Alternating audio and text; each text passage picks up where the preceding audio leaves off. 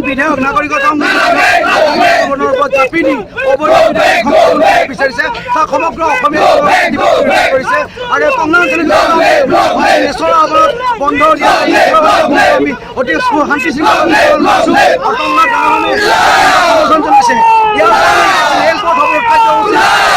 সোনকালে দিব বিচাৰিছো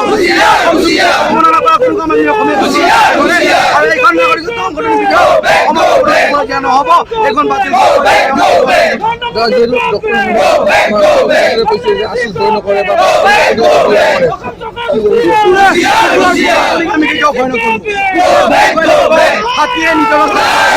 গতিকে হিমন্ত বিশ্ব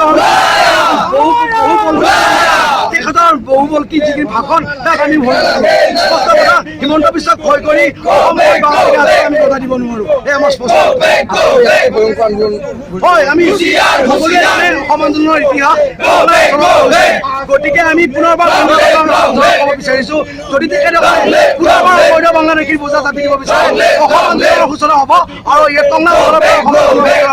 আৰু শৰাইঘাটৰ অসমীয়াৰ লগত যুঁজিবলৈ সাজু থাকক হৈ যাব অসমত এজন 855 শ্বহীদ হৈছে